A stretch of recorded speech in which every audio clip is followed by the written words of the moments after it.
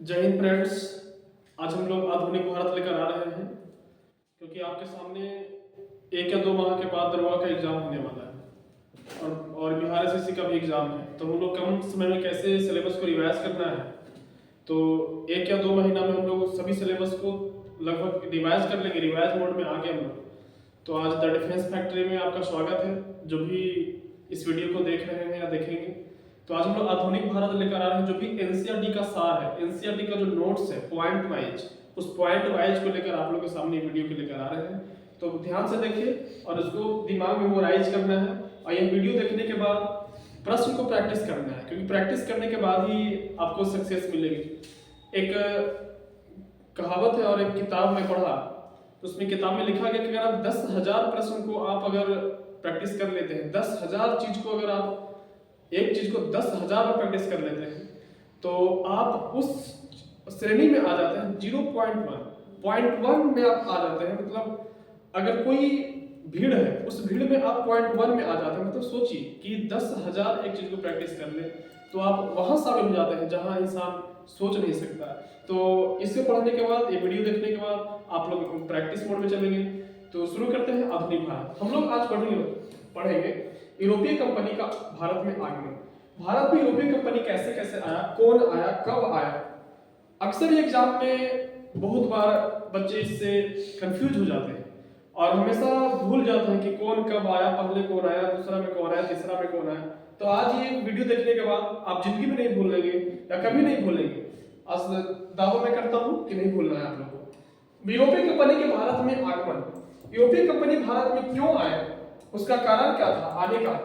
उनका main 3 reason थे। यूरोपीय कंपनी को भारत में आने का 3 रीजन थे। पहला था मसाला का व्यापार, दूसरा था 1453 में, पहला क्या था मसाला का व्यापार, दूसरा क्या था 1453 में उस्मानिया के सुल्तान का कुतुबुस्तानिया पर कब्जा। क्या हुआ कि 1453 की बात है, उस्मानिया का एक सुल्तान था जिस पर कुतुबुस्तानिया पर क्या क्या आ गया, कब्जा कर लिया गया।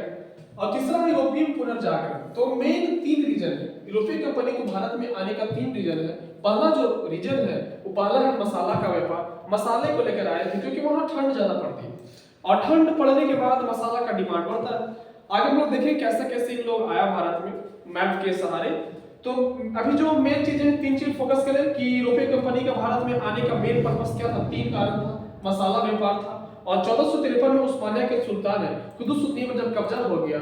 और तीसरा है यूरोप में पुनर्जागरण। पुनर्जागरण का मतलब होता है जब इंसान की बेसिक नीड्स पूरी हो जाती है। बेसिक नीड्स करने का मतलब जैसे अगर मैं गरीब हूं तो मुझे भी क्या लगेगा, भोजन चाहिए, रोटी कपड़ा मकान होता है ना एक जरूरत इंसान को।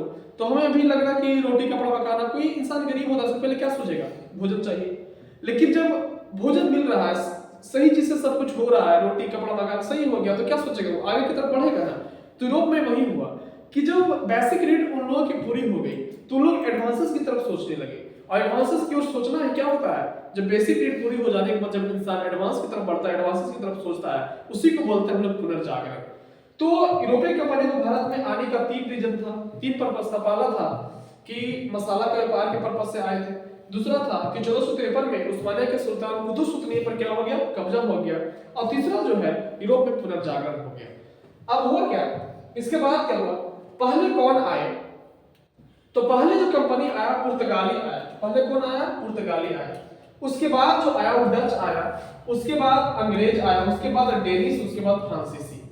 जो पुर्तगाली कंपनी बनी वो 1498 में कंपनी बनकर तैयार हो गई और 1498 में ही भारत प्रवेश किया। जो डच कंपनी है, डच कंपनी 1602 में बना और 1605 में भारत आया। जो अंग्रेज कंपनी है 1600 में बना और 1608 में भारत आया। डेनिश कंपनी है वह 1616 में बना और 1620 में भारत में आया। फ्रांसीसी कंपनी 1664 में बना और 1668 में बना। आप देख रहे होंगे पुर्तगाली 1498 में बना और 1498 में भारत आया। उसके बाद आप देख रहे हैं डच 1602 में बना है, 1605 में आया। क्यों, ऐसा रीजन क्यों हुआ, सोचने वाले सवाल है। बनी 1602 में, आया 1605 में क्यों।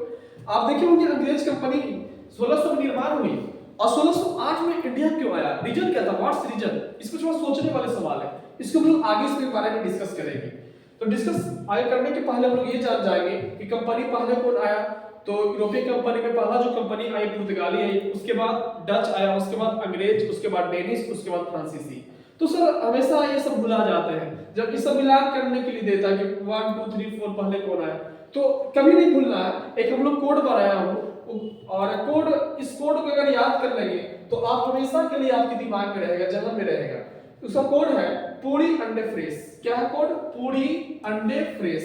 पू से पुर्तगाली, ड से डच, आ से अंग्रेज, डे से डेनिश और फ्रांसीसी।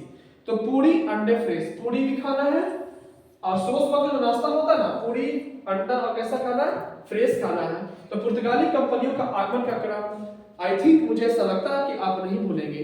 तो पहले कौन आया, दिमाग में थोड़ा एफर्ट लगाइए, पुर्तगाली, उसके बाद डच, उसके बाद अंग्रेज, उसके बाद डेनिश, उसके बाद फ्रांसीसी। थोड़ा सा डेट में हम लोग देख लेते हैं, डेट में कितना कंफ्यूज बहुत सारे बच्चे हो जाते हैं। तो पुर्तगाली कंपनी जो बनी 1498 में, भारत का वाई 1498 में ही।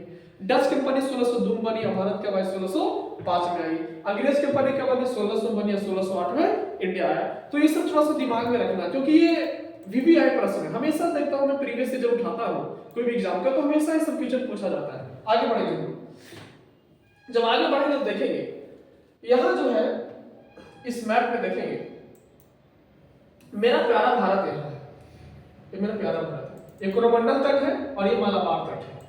अब यहाँ देखेंगे पाकिस्तान है, यहाँ अफगानिस्तान है, यहाँ क्या एक रास्ता टर्की, टर्की एक देश है, और टर्की के रास्ते से यहाँ देखिए क्या है, यूरोप है ना। टर्की के रास्ते से पहले इन लोग भारत प्रवेश करते थे मसाला के लिए, मसाला लेने के लिए, मसाला व्यापार के लिए जो रास्ता था वो टर्की होते हुए कहाँ आते थे? भारत आते थे।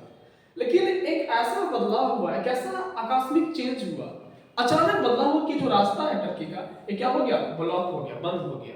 अब जब बंद हो गया तो सबकी मसाले के लिए उन लोग अति होने लगे कि मसाला आएगा कहां से भाई? तो मसाला आएगा कहां से? तो वहां से बहुत तेज इंसान वहां रहते थे। तो उनमें से एक नाविक है जो स्पेन से चला था, स्पेन आप लोग देखेंगे, स्पेन यहाँ है, स्पेन से एक नाविक चला जिसका नाम था कोलंबस। कोलंबस भारत की खोज में चला था, लेकिन भारत नहीं आकर चला गया कहां? आप लोग जानते हो कि अमेरिका चला गया। तो अमेरिका की खोज किसने की? कोलंबस की। तो पहले स्पेन से चला कौन? कोलंबस। भारत आ रहा था लेकिन भारत नहीं आ पाया, वह रास्ता भटक गया और भटकने के बाद चल गया अमेरिका। उसके बाद आप लोग आगे पढ़ेंगे तो बहुत सारे बार्थोलोमेव डिजाज आए, उसके बाद हम लोग वास्को डी गामा को पढ़ेंगे। दुनिया कहता है कि भारत की खोज वास्को डी गामा ने की, भारत की खोज पहले की थी। वास्को डी गामा भारत की खोज नहीं की, वास्को डी गामा भारत आने का समुद्री रास्ता की खोज की, मेडागास्कर को आया था, समुद्री रास्ता की खोज की। आज क्लास यहीं तक एंड करते हैं। धन्यवाद बच्चों। इसके बाद अगला सेशन लेकर आएंगे, तो यह वीडियो देखना ना भूलें क्योंकि सामने एग्जाम है। धन्यवाद।